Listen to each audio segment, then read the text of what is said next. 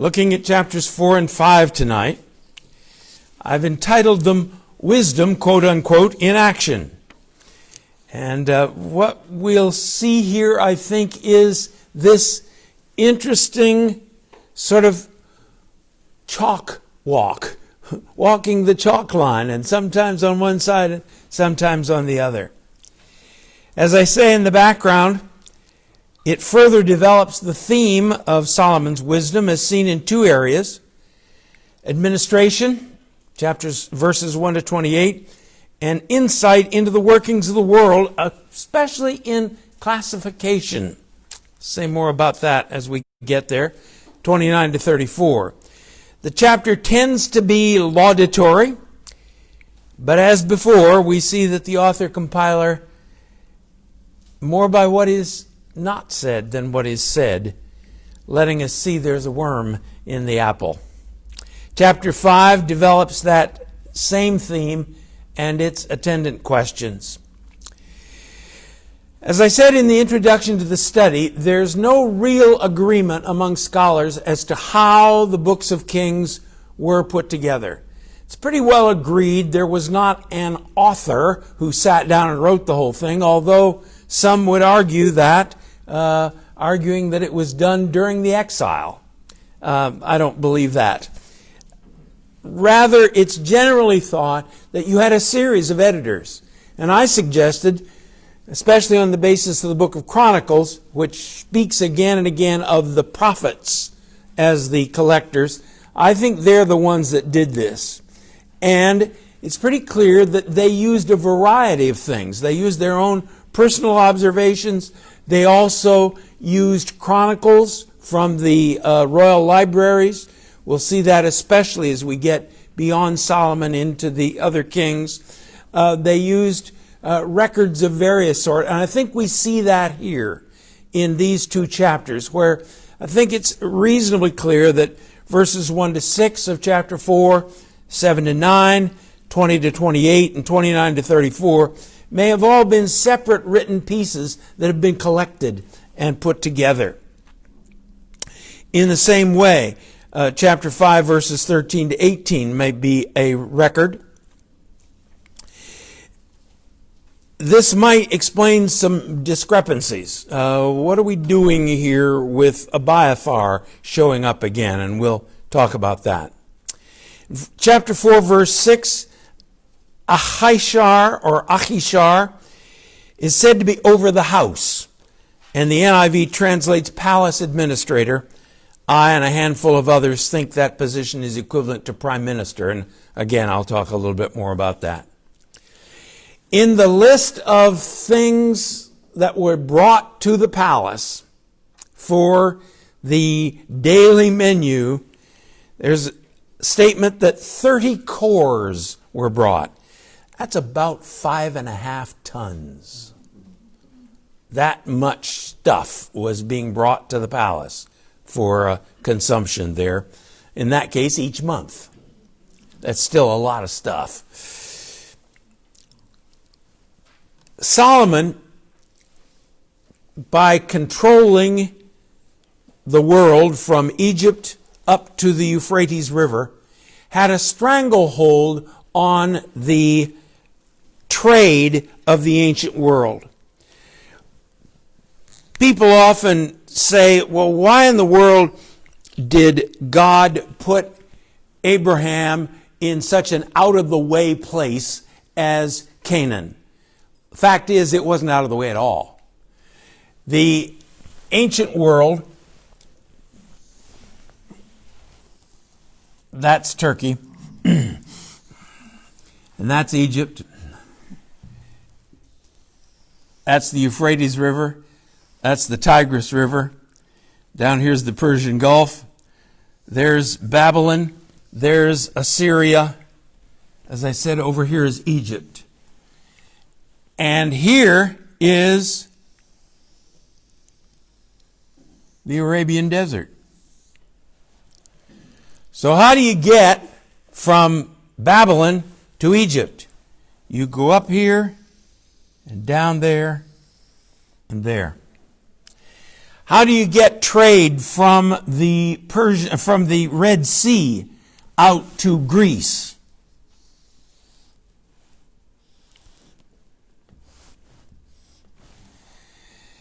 So you've got two highways.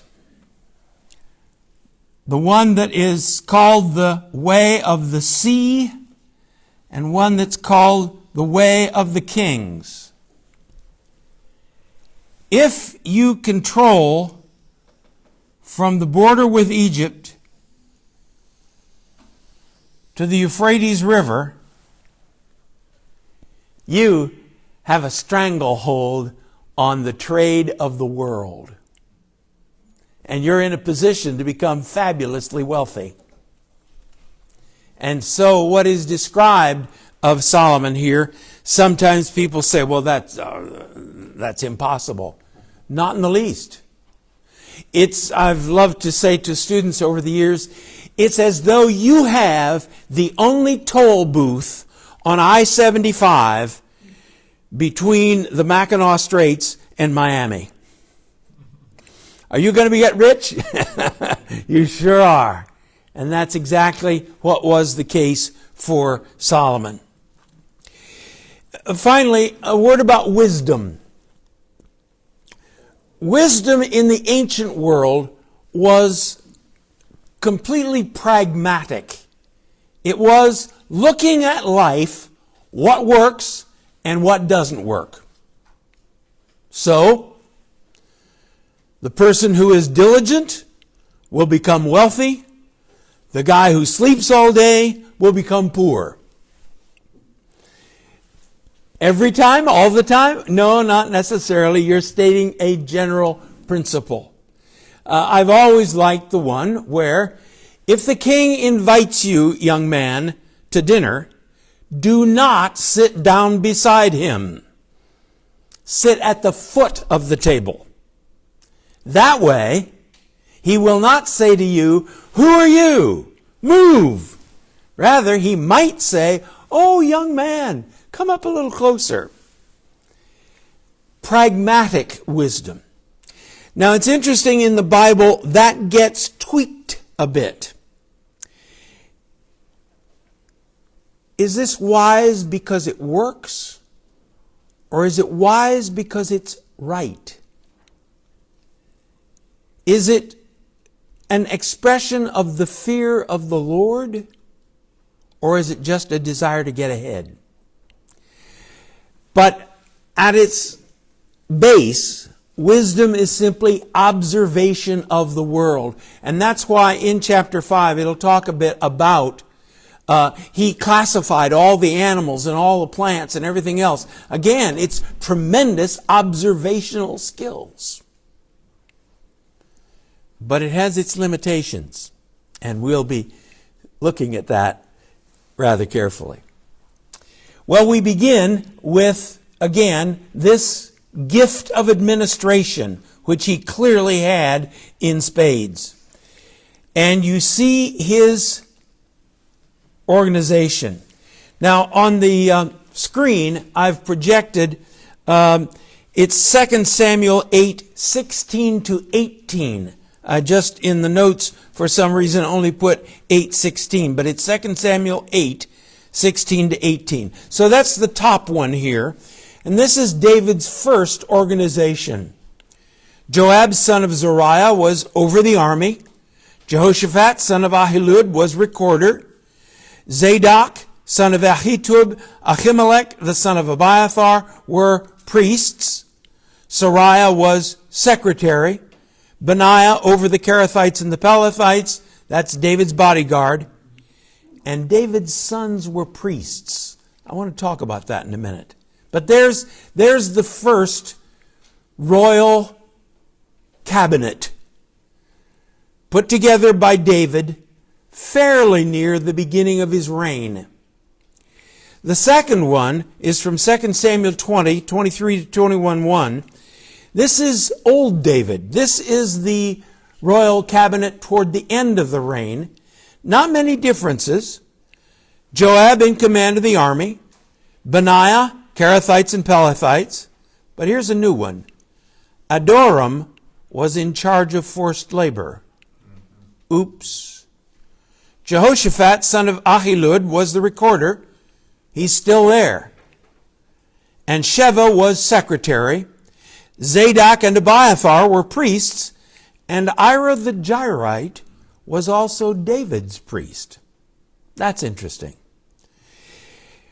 Now then, we look at our passage tonight. And what I've done here is the first column of X's is 2 Samuel 8. The second column of X's is 2 Samuel chapter 20. And the third column is our passage. So, all three of them have a recorder. Now, there's a good deal of argument about what was the difference between a recorder and a secretary and why we got both. Probably the recorder is the guy who keeps the royal chronicles. You know, like on a ship, there's a log where they report everything that happens.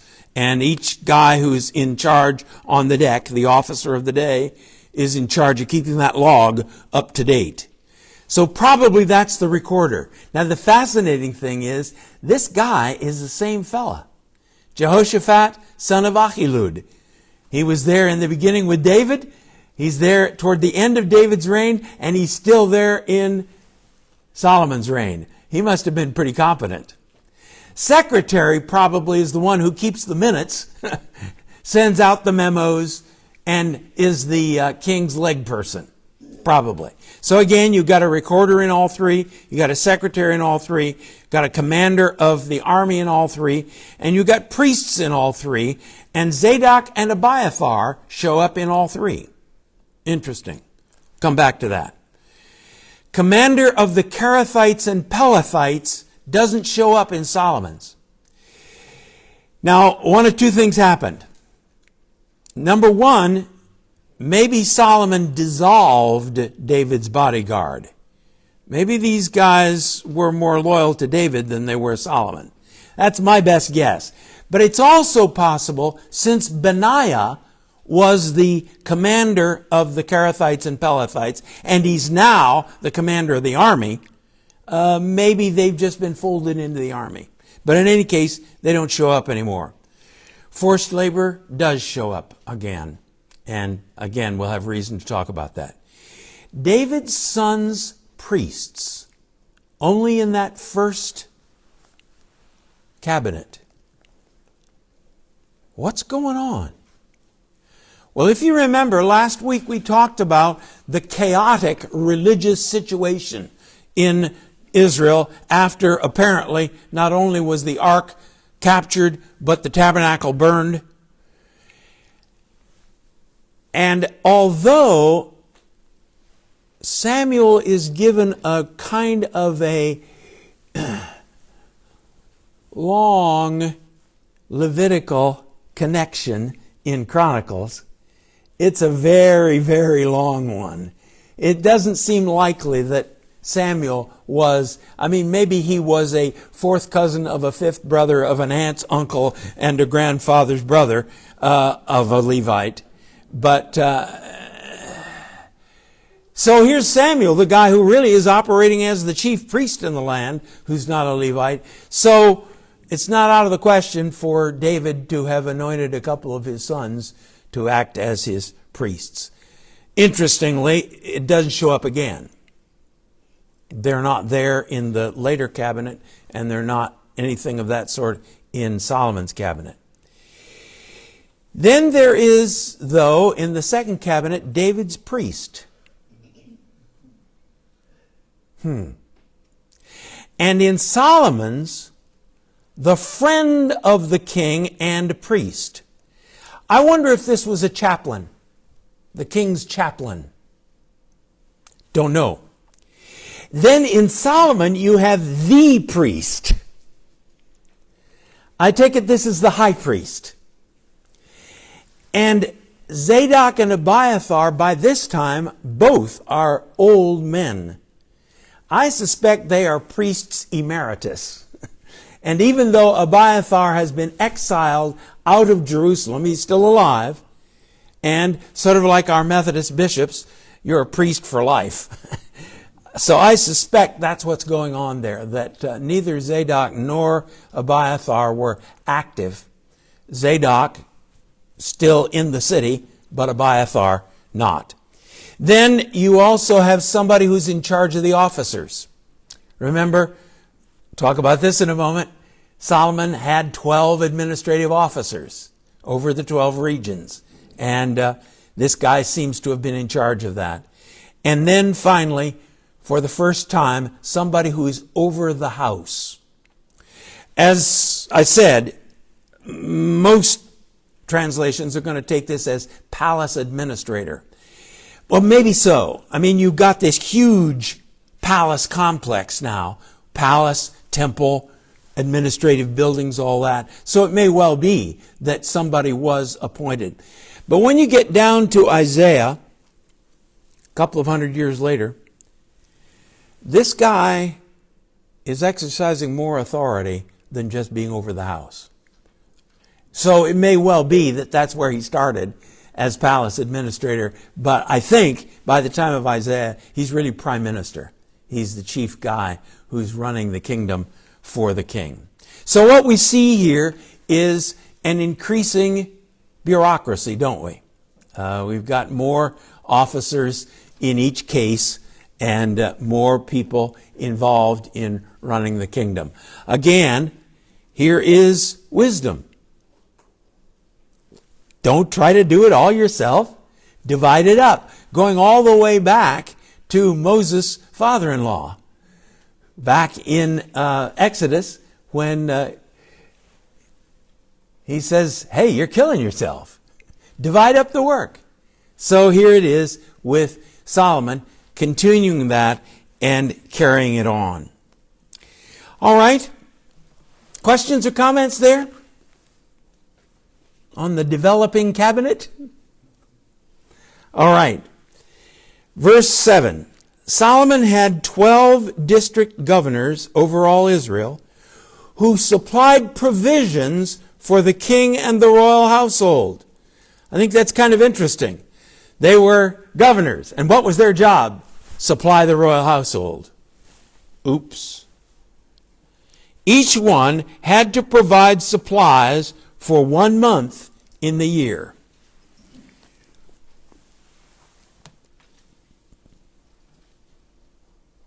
If my math is correct, that's a 12th. So everybody had to give a 12th of their income to support the king and the king's establishment. Okay. Now, good. Here they are. Interestingly, they don't quite correspond to the tribes. They are separate in various ways. And I hope you can see that. Over on the east side of the Jordan, it's closer. Number 12 is where the tribe of Reuben would be. Number 7 is where the tribe of Gad would be. And number 6 is the half-tribe of Manasseh. And 8 is Naphtali. 9 is what's left of Asher. They were never quite able to take their whole coastal allotment there. 10 comes close to Issachar. But the two big core tribes of the north, he really splits up. Manasseh and Ephraim. And it's interesting how those are divided. There's 1, there's 3, there's 4, there's 5, there's 11. Number 2 here is pretty close to Benjamin plus what had been ascribed to Dan. So there's 12 regions.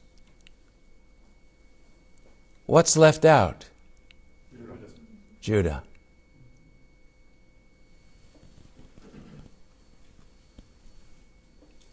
All Israel, which is the terminology given to the rest of Israel except Judah, all Israel is required to supply the king's table, Judah is exempted. Why do you think that might be? Why would Solomon exempt Judah?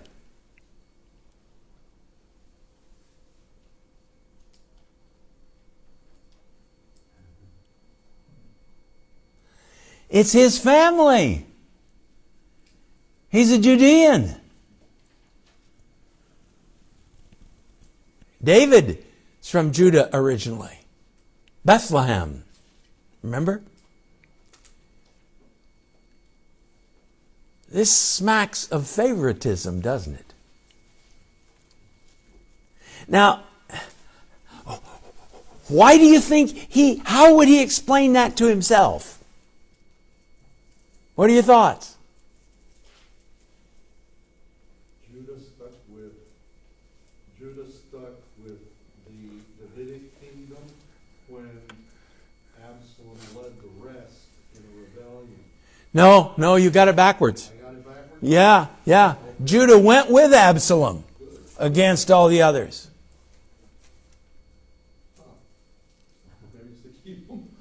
All right. I don't think that's off base.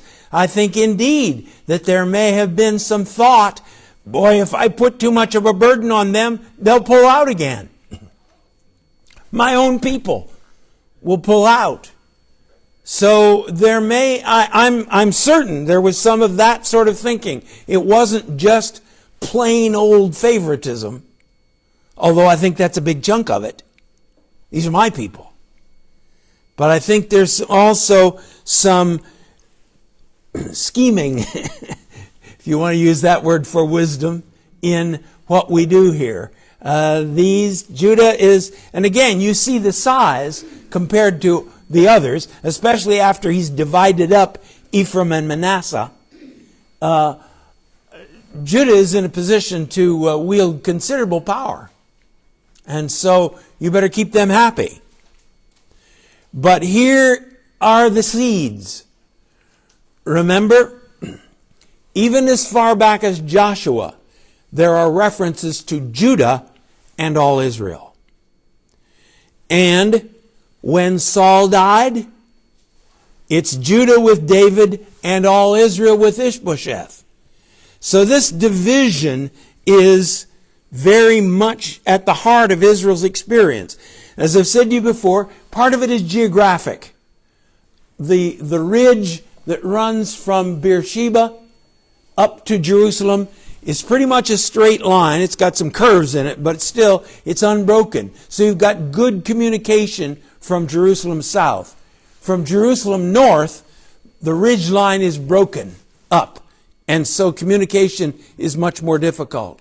So there's a natural division here, which has been healed by David. David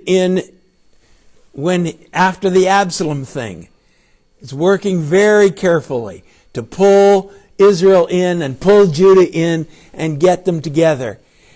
And it seems as though Solomon, in his wisdom, is in fact preparing the way for what's going to happen 30 years down the road when they're going to come apart forever. So again, what may appear to be wisdom at the moment, I've got to keep Judah happy. I can't impose too heavy a load on them, begins to raise issues in people's minds about, now wait a minute. I've always said that the first word our children learned was no, and the first sentence they learned was, it's not fair. And how easily that question could arise here. Again, I want to keep pushing this point that there's wisdom and there's wisdom. It seems to me as though it would have been wiser for Solomon to find a way to not protect Judah off at the side, but to integrate it into the whole. Now again, it's very easy, at a distance of 2,900 years to tell somebody how they ought to do things. But nevertheless, the issue is there that the seeds of the final split are sown in this action. Verses 22 and 23 then talk about the daily provisions. What is this 12th? What is it that each of these districts has to provide for? Solomon's daily provisions were 30 cores of the finest flour, 60 cores of meal. So 5.5 tons of flour, 11 tons of meal, 10 head of stall-fed cattle, 20 of pasture-fed cattle, 100 sheep and goats, as well as deer, gazelles, roebucks, and choice fowl. Wow. Now, it's called daily provisions. I think that's for a month of days.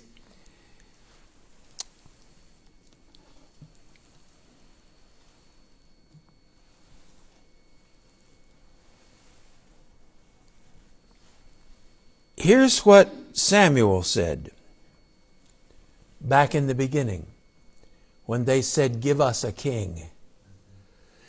"This is how a king will reign over you," Samuel said. "The king will draft your sons and assign them to his chariots and his charioteers, making them run before his chariots. Some will be generals and captains in his army. Some will be forced to plow in his field and harvest his crops. Some will make his weapons and chariot equipment. The king will take your daughters from you and force them to cook and bake and make perfumes to him, and maybe be his concubines. He will take away the best of your fields and vineyards and olive groves and give them to his own officials. He'll take 1/10 of your grain and your grape harvest and distribute it among his officers and attendants. He will take your male and female slaves and demand the finest of your cattle and donkeys for his own use.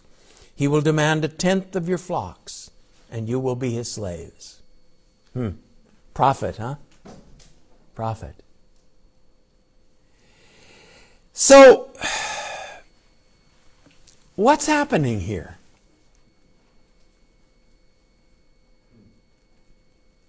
What is Samuel doing? What is Solomon doing?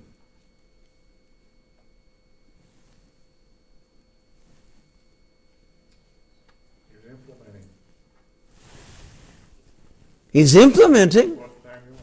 Forced labor and slavery. Yeah. Why this opulence? He's living high off the hog. He's living high off the hog. Now again, as I said, he's got control of the trade of the world. Money is flowing in. So he's just making the best of what he's got.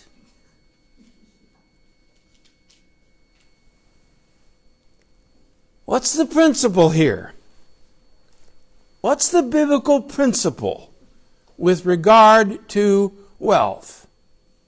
This principle is, if you got it, spend it. What's the biblical principle? Share it. Share.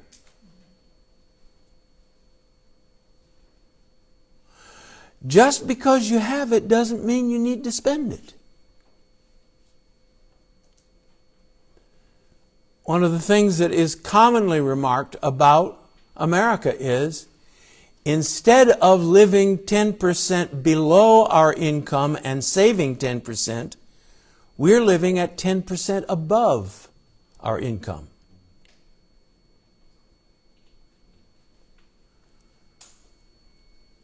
Just because you can doesn't make it right.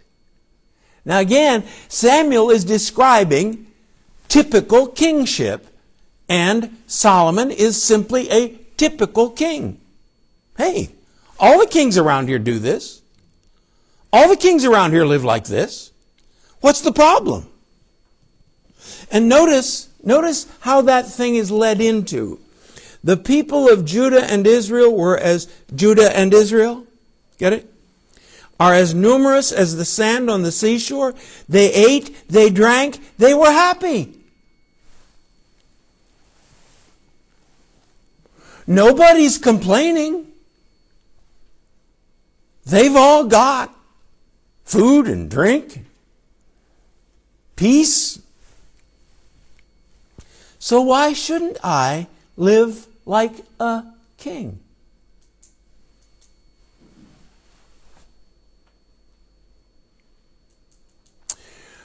What's the biblical principle with regard to wealth? It's interesting that the Bible is very, very ambiguous about wealth. On the one hand, if you've got it, receive it as a gift from God and share it. But most wealthy people didn't get it from God, they got it from crookedness. That's the biblical position. And that's the great irony in Isaiah 53. He was buried with the wicked rich, although he had done no violence, and there was no deceit in his mouth. The final insult to Jesus was he wasn't even allowed to be buried with the poor whom he loved. He's buried with the wicked rich.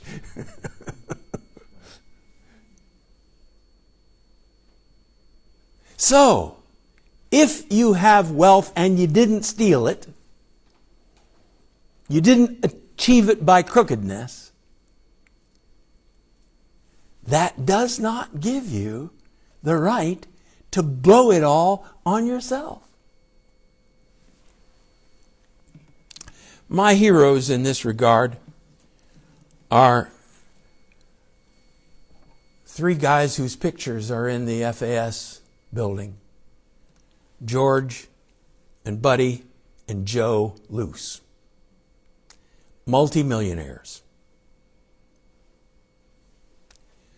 who lived in 3- and 4-bedroom ranch houses and drove 5-year-old Oldsmobiles. I love the story that is told of the Southern Territory Salvation Army Commissioner Andy Miller. When George Luce died, Andy, and of course as the Salvation Army Territorial Commander, you know everybody, Andy called up the president of AT&T and said, "Hey, come go with me to this funeral. I want to show you how a millionaire lives." Yes. Yes. Just because you have it doesn't mean you need to spend it. God help us to learn how to live below our income. We may not be a Solomon, and I think it's pretty easy for me to say that. Well, I'm not a Solomon. I'm not living in some palace somewhere. Okay? Am I living within my income? Am I living beneath my income?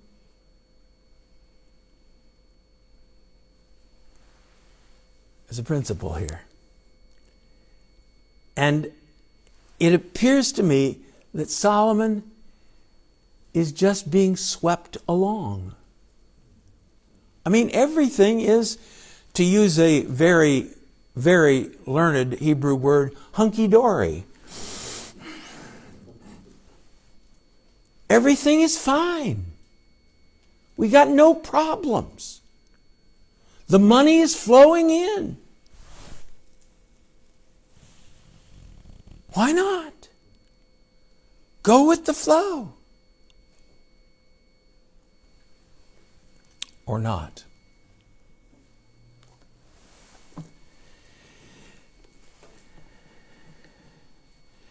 So, look at 20 through 28 now. We've talked about the middle of it, 22 and 23.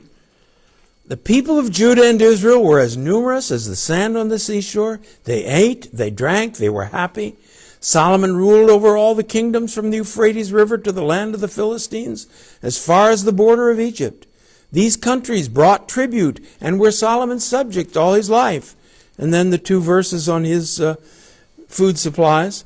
For verse 24, for he ruled over all the kingdoms west of the Euphrates River, from Tiphsah to Gaza, and had peace on all sides. During Solomon's lifetime, Judah and Israel, from Dan to Beersheba, lived in safety, everyone under their own vine and fig trees. Solomon had 4,000 stalls for chariot horses. Joshua had been commanded not to have chariots or chariot horses.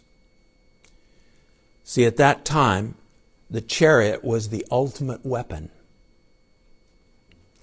And Joshua was commanded not to use them. 4,000 stalls for chariot horses, 12,000 horses. The battle chariots were 3-horse chariots. The district governors, each in his month, supplied provisions for King Solomon and all who came to the king's table. They saw to it that nothing was lacking. They also brought to the proper place their quotas of barley and straw for the chariot horses and other horses. Now let me ask you, is that good or bad? Is that praising Solomon or not praising him? Or, what do you think? It sounds pretty good, doesn't it?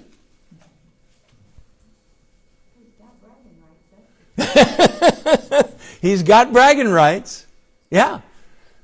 Well? If everything was at peace, why would he need all these chariots? Uh-huh. Uh-huh. That's why it was at peace, yeah. Could be, could be. I think of the farmer that had so much of a harvest that he tore down his barns and built bigger barns. And God said, this night your soul shall be required of you. I think we give an account for what we have and how we use it. Yes, I don't know whether you all heard that or not, but she thinks of Jesus' parable of the wealthy farmer who tore down his barns to build bigger barns to contain all the stuff that was there, and then said to his soul, take your ease, you fool, your soul is required of you tonight. Yeah, yeah. It's all so surface. There's not a word about God in that entire paragraph.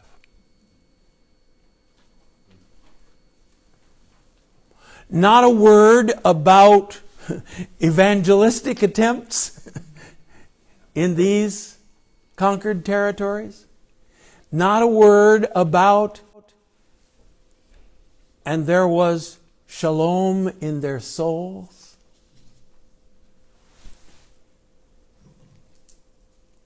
It's all outward. And again, I wonder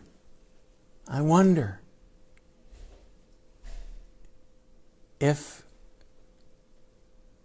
a description of America were written, would it be like this?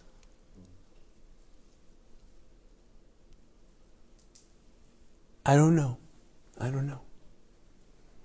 But I think this is a good example of what I've talked about all the way through, that in this laudatory description of Solomon, there's this hint. There's a worm in the apple. The apple looks great. There's a worm in it. All right, let's push on. Again, positive stuff here. God gave Solomon wisdom and very great insight, and a breadth of understanding as measureless as the sand on the seashore. Solomon's wisdom was greater than the wisdom of all the people of the East, greater than all the wisdom of Egypt. He was wiser than anyone else, including somebody evidently who's famous for being wise, Ethan the Ezrahite. wiser than Heman, Kalkol and Darda, the sons of Mahol. His fame spread to all the surrounding nations. He spoke 3,000 proverbs. His songs numbered 1,005. He spoke about plant life, from the cedar of Lebanon to the hyssop that grows out of the walls. Again, observation, categorizing, organizing. That's wisdom. He spoke about animals and birds, reptiles and fish from all the nations. People came to listen to Solomon's wisdom, sent by all the kings of the world who had heard of his wisdom. Again, now here God does show up once. God gave Solomon wisdom and great insight. But you know, there is, I need to be careful I don't hang myself on all my wires here. There is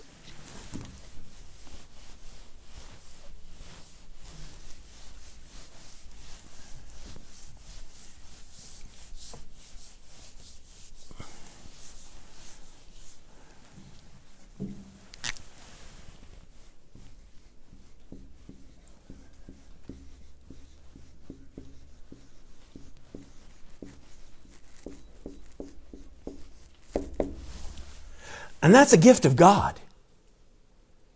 That's a gift of God.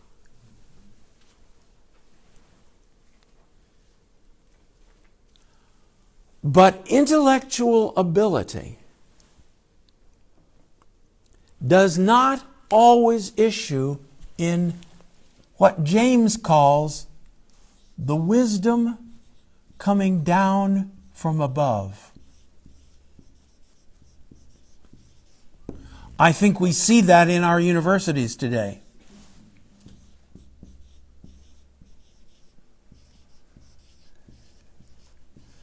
I would not denigrate for a moment the great intellectual ability that is being demonstrated, the wonderful discoveries that are being made. But I would argue those two have got to be coupled. And this wisdom that comes down from above is a heart wholly surrendered,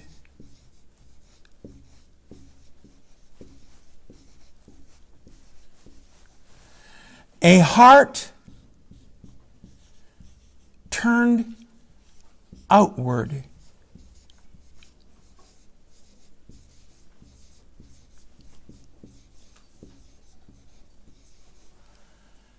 a heart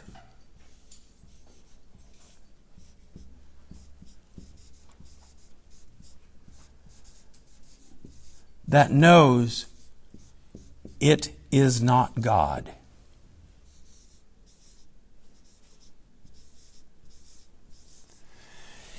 Now, I'm not suggesting to you that Solomon necessarily, especially in his earlier days, necessarily lacked these.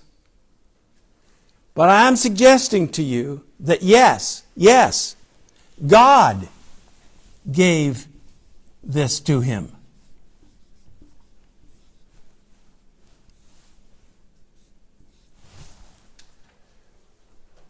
But I'm not sure that as his life went on, he was careful to couple the two.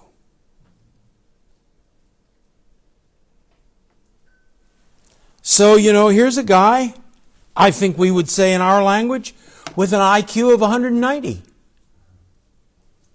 He is really, really a bright guy.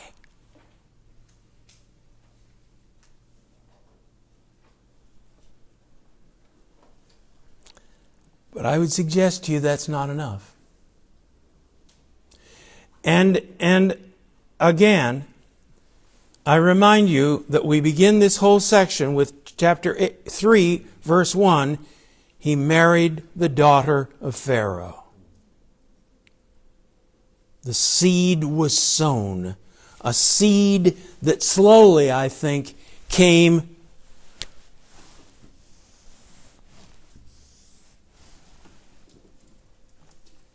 to destroy that.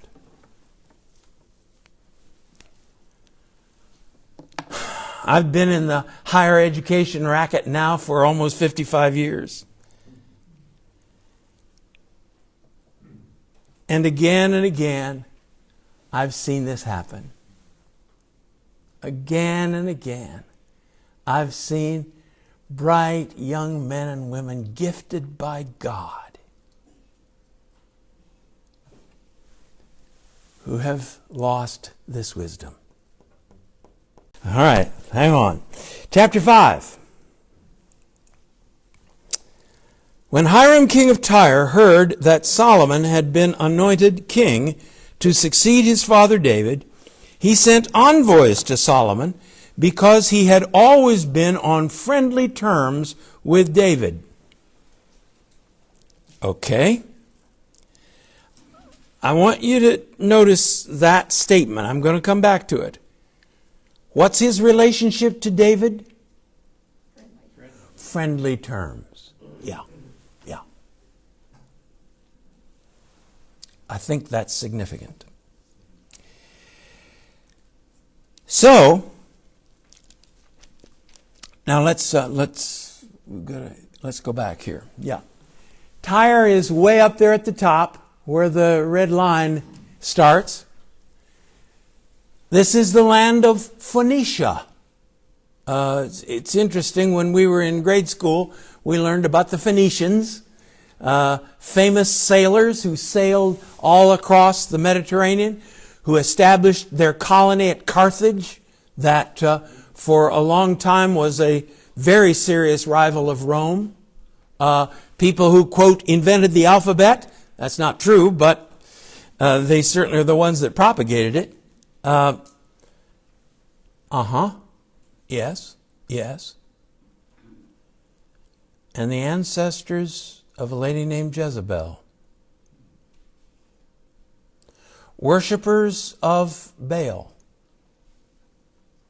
the god of the storm, the god of vegetation. Those folks. So, Solomon gets the word. He sends back a message. You know that because of the wars waged against my father David from all sides, he could not build a temple for the name of the Lord his God until the Lord put his enemies under his feet. But now the Lord my God has given me rest on every side. There's no adversary or disaster. I intend, therefore, to build a temple for the name of the Lord my God, for the name, for the reputation, for the character. As the Lord told my father David when he said, your son, whom I will put on the throne in your place, will build the temple for my name. So give orders that cedars of Lebanon be cut for me. My men will work with yours. I'll pay you for your men whatever wages you set. You know that we have no one so skilled in felling timber as the Sidonians. Okay, Sidon is just off the top of this map. It's the other prominent city of the Phoenicians, Tyre and Sidon. And there's no timber anywhere in the ancient world like those cedars up on the Lebanon mountains. When Hiram heard Solomon's message, he was greatly pleased and said, praise be to Yahweh today, for he has given David a wise son to rule over his great nation. So Hiram sent word to Solomon. Then you have the deal. What we're going to do here, I'll have them cut down in the forests up there and dragged down and then shipped by water, great rafts of cedar logs pushed down along the coast there. I'll send them to the place you specify. This map suggests Joppa, and that's most likely the place. It's the closest. It's not a good port, but it's the best you got, and the closest to Jerusalem. Solomon gave Hiram 20,000 cores. I think that's something in the neighborhood of 500 tons. of wheat as food for his household, in addition to 20,000 baths of pressed olive oil. Solomon continued to do this for Hiram year after year. The Lord gave Solomon wisdom, just as he promised him. That is, Solomon knew how to get that amount of produce out of his people. There were peaceful relations between Hiram and Solomon. Now, look at this last phrase in verse 12. What did they do?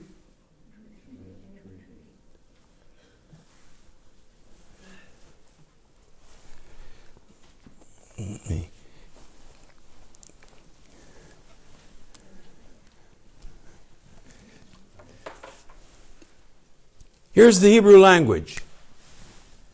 They cut a covenant.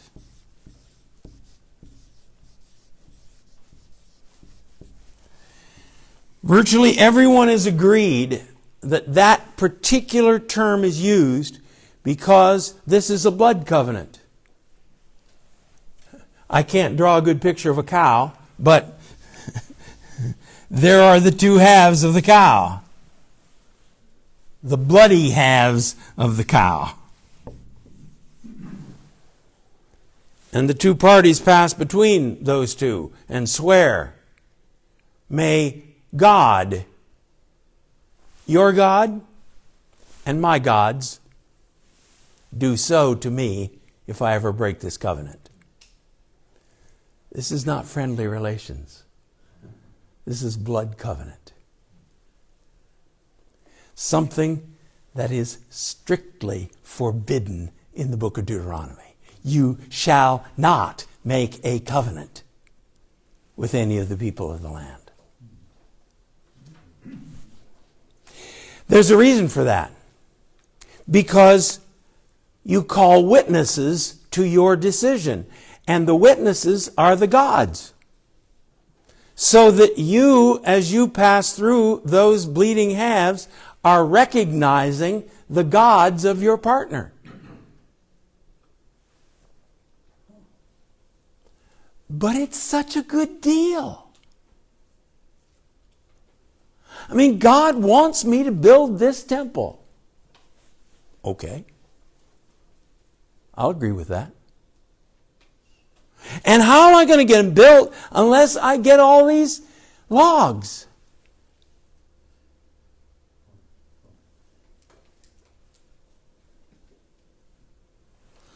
What's the biblical principle here?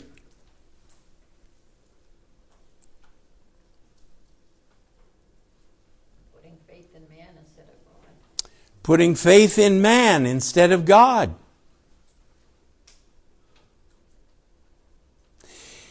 For anything, the price is too high if you have to sell your soul to get it.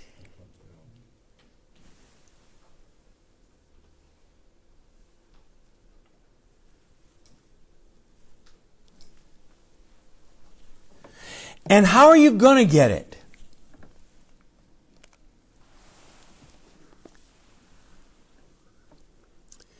King Solomon conscripted laborers from all Israel. All Israel, not Judah.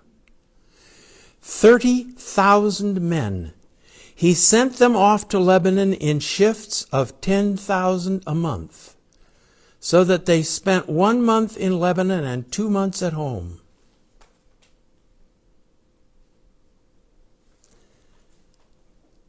I think that's 4 months a year.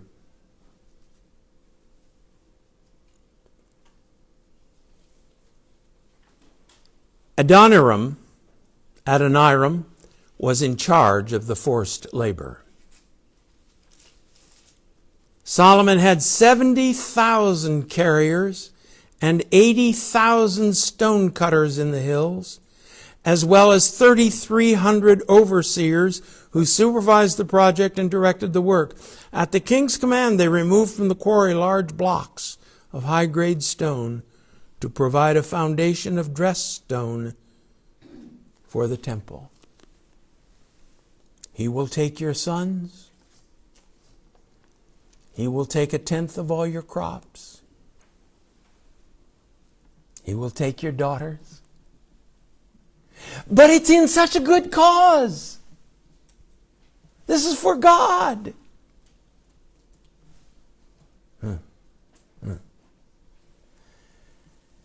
And somewhere I hear God saying in the words that He later said to Isaiah, "Do you think I need a house? Who would build a house for me?" Again, there's a principle here. There are good things to be done. But it's not good if you have to sell your soul to get it.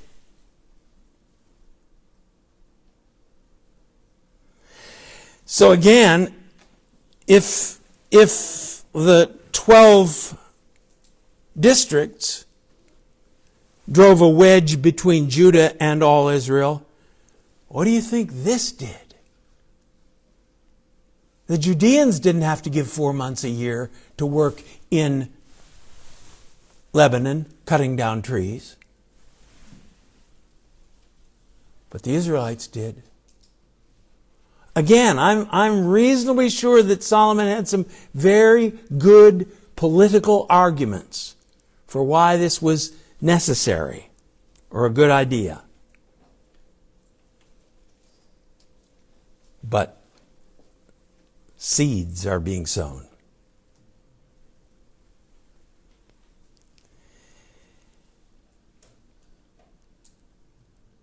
So, do you remember what the Hebrews did in Egypt? They made bricks for what? For Pharaoh to build 2 pharaonic cities. They're back in slavery. They're back in slavery. It's to build a temple for God. A temple for God. Yes. Yes. Now again, I'm being very hard on Solomon here. And I want to be faithful to the text. And as I've said to you, the text is very ambiguous. The text says Solomon did a lot of good things. And the people clearly loved him. We're comfortable. We're secure. We're full. What's not to love about that?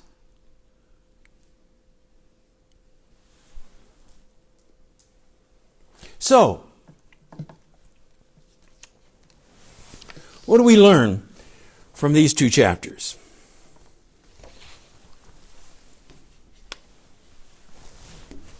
First of all,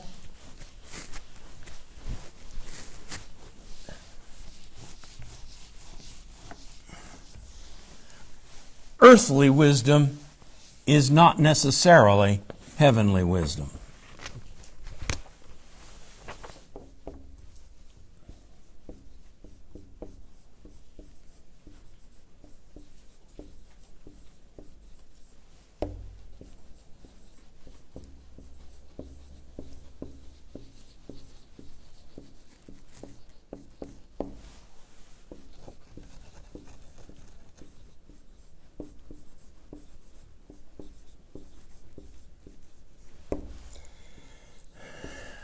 Second,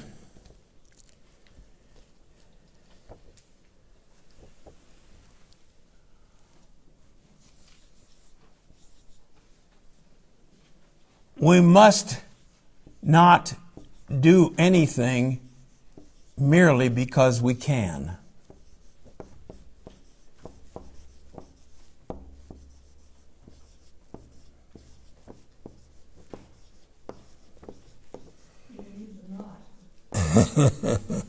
We must not. Good idea. Thank you.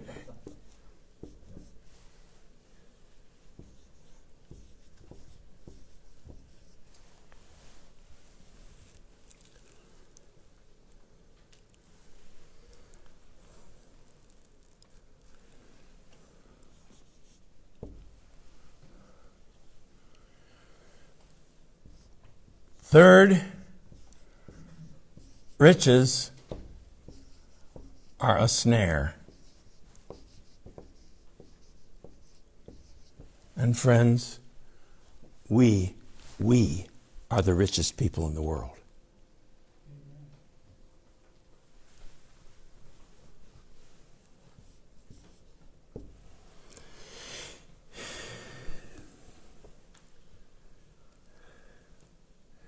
This is a very, very dangerous thing to say, but I will.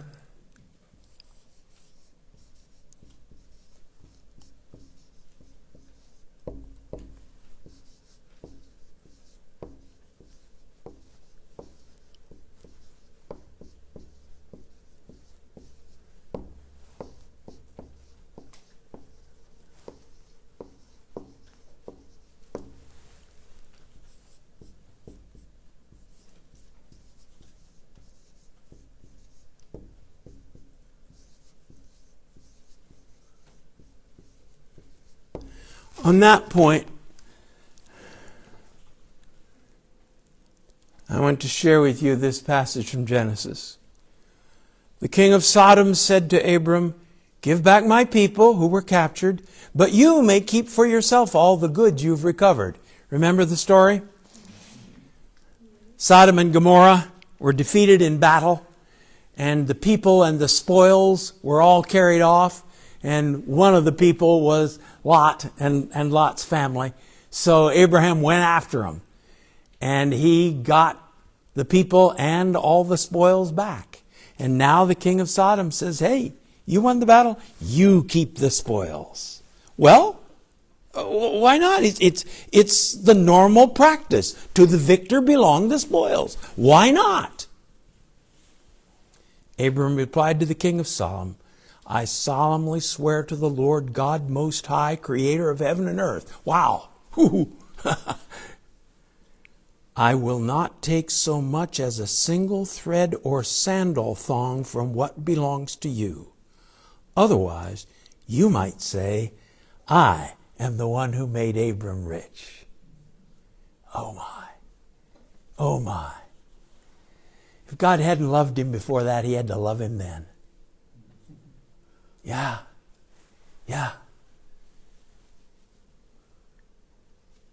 The world is not our friend. Now you say, "Hey, we can't go all live in a monastery or a nunnery for pity's sake." I agree. But God give us that kind of wisdom. I'm not going to allow this bad man, and I'm confident that's what's going on. Probably if the king of Sodom had been somebody else, Abram might have accepted the spoils. But he knows what kind of a guy this is. This guy's a crook. Not going to do it. Could the temple have been built without Hiram? Yes. Would it have been a little dinky thing? Probably.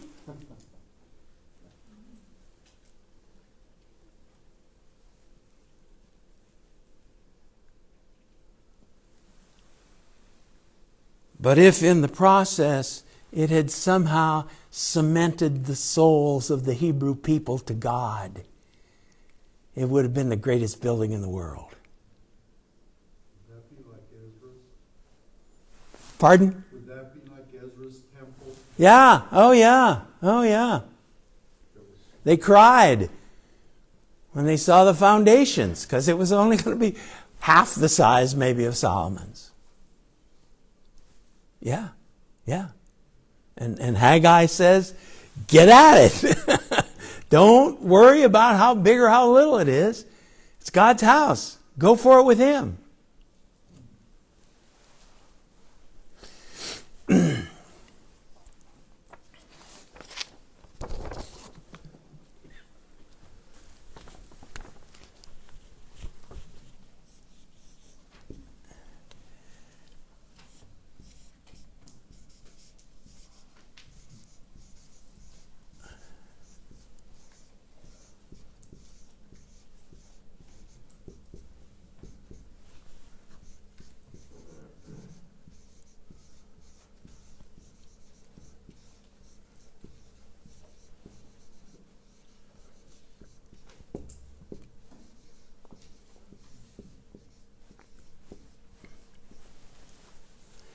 If we have to force the accomplishment, back off. Well, I can't get this done unless I force these guys to go do it. Then stop. Well, Dad had forced labor, so what?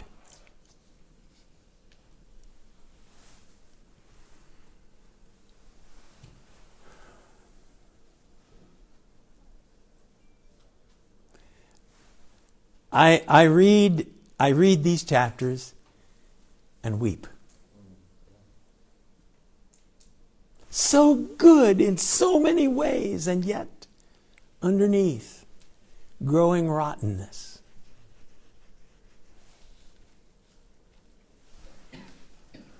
Oh Lord, is it I? Is it I? Every one of us has got to look in this mirror and say, if a Solomon could go there, then my goodness, how easily I could go there.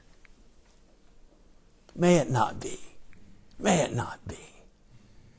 God has better things for you and me. Questions, comments, observations before I let you go? Yes.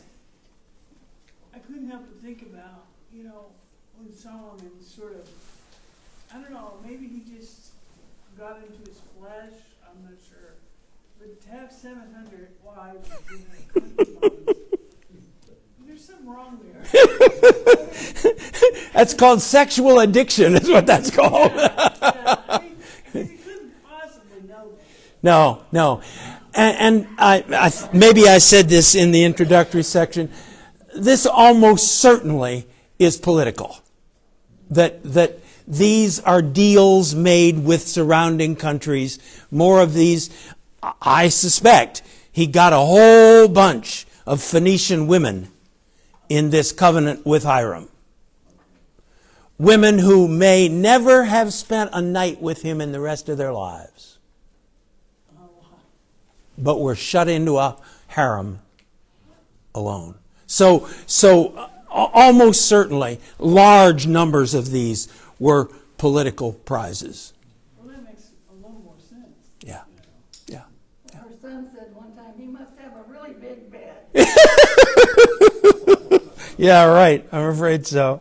I think I learned one other thing too, and that is Yes. that we can follow the same track with Solomon and use godly endowed gifts for our own agenda rather than advancement of the kingdom.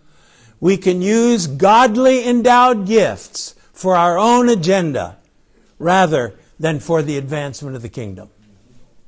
Yes. Yes. Was this for God's name or was it for Solomon's name? Yeah. Let me pray. Dear Father, we know that your word is given to us to be a light unto our path, a lamp to our footsteps. O God, help us as we look into the picture of Solomon to see whether there is there a reflection of us. Oh, deliver us, Lord. Deliver us from using your gifts to make ourselves look good. Have mercy upon us, Lord. Rather, let us use your gifts for the blessing of others and the salvation of the world. In your name, amen.